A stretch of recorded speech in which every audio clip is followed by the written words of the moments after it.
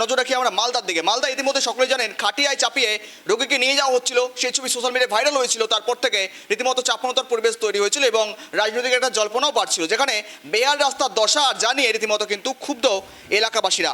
আর যে মহিলাকে রীতিমতো করে খাটিয়ায় চাপিয়ে নিয়ে যাওয়া হচ্ছিল, সেই মহিলা রীতিমধ্যে মৃত্যু হয়েছে জানিয়ে আরও বেড়েছে চাপানোতর। ছবি দেখুন মালদার, যেখানে বেহাল রাস্তার কারণে এলাকায় ঢোকে না অ্যাম্বুলেন্স, বাধ্য হয়ে রোগীকে খাটিয়াতে করে নিয়ে গিয়েছিল মালদা মেডিকেল কলেজ হাসপাতালে ভর্তি করিয়েছিলেন এলাকাবাসীরা, পরিবারের লোকজন। এরপর চিকিৎসাধীন সেই রোগীর মৃত্যু হলো মঙ্গলবার। হাবিবপুর থানার ভারত বাংলাদেশ সীমান্তবর্তী রঞ্জিতপুর এলাকার রাস্তা, দীর্ঘদিন ধরে রাস্তা বেহাল, প্রশাসনকে জানানোর পরেও কোনো হেলদোল নেই বলেই অভিযোগ। আর এই রোগী মৃত্যুর পরেই ক্ষুব্ধ এলাকার বাসিন্দারা।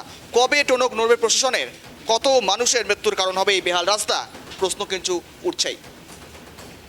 সমস্ত বিষয় নিয়ে আরও আপডেট নেওয়া যাক। সঙ্গে রয়েছে প্রতিনিধি রুহুল। একেবারে দেখো, বেহাল রাস্তা নিয়ে ক্রমশ বাড়ছে ক্ষোভ। ইতিমধ্যেই যেই মহিলাকে খাটিয়ে চাপিয়ে নিয়ে যাওয়া হয়েছিল যে রোগীকে, সেই রোগীর ইতিমধ্যে মৃত্যু হয়েছে, তারপর থেকে আরও চাপানো। তার এখনো পর্যন্ত আশ্বাস কি মিলেছে রাস্তা সারাইয়ের?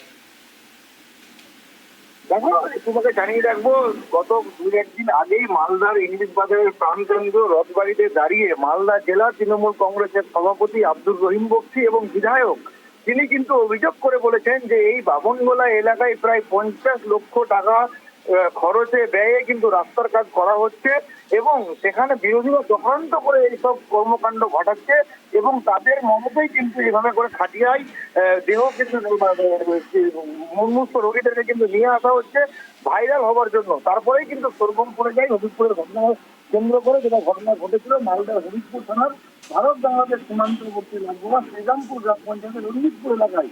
দীর্ঘদিন ধরে ওই রাস্তা কিন্তু বেহাল এবং বর্ষা আসলেই ওই রাস্তা ভয়ঙ্কর পরিস্থিতি হয় এবং রানী সোরেন, যিনি এক বৃদ্ধা, যিনি বহুদিন ধরে কিন্তু রোগে আক্রান্ত রয়েছিল, তাকে কিন্তু হঠাৎ অসুস্থ হয়ে যাওয়ায় তাকে কিন্তু সরকারি যে হাসপাতাল সেখানে নিয়ে যাওয়ার জন্য যে পরিযায়ী যে গাড়ির প্রয়োজন এবং যে অ্যাম্বুলেন্সের প্রয়োজন, সেই অ্যাম্বুলেন্স সেই রাস্তায় ঢুকছিল না এবং তারা কিন্তু পরিবারের লোক বাধ্য হয়ে খাটিয়াতে করে তাকে কিন্তু নিয়ে যাওয়া হয় এবং তাকে সেখান থেকে প্রাথমিক চিকিৎসা করিয়ে বাড়ি আনা হয় এবং আজকে, অর্থাৎ আজকে মঙ্গলবার, তার কিন্তু মৃত্যু ঘটে। মালদা মেডিকেল কলেজ হাসপাতালে নিয়ে আসা হয় তাকে, সেখানে কিন্তু চিকিৎসকরা তাকে মৃত বলে ঘোষণা করে।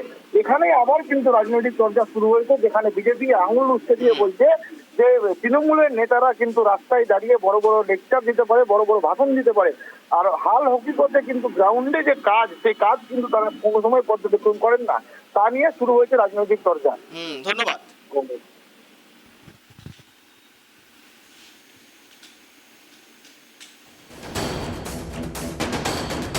আমরা এখন রাস্তার দরকার, রাস্তা না থাকলে রোগী আর বাঁচবে না।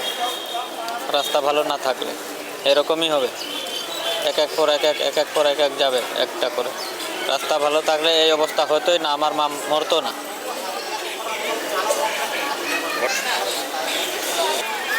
সঠিক সময়ে আমার মা রাস্তার খারাপের লাগে সঠিক সময়ে না আনতে পারলাম না বলে আমার মা ও মারা গেছে আজকে। খাটিয়াতে করে আনেছিলাম। রাস্তা খুবই কাদা, গাড়ি ঘোড়া যাওয়া আসা করতে পারবে না, যাওয়া যাবে না, না।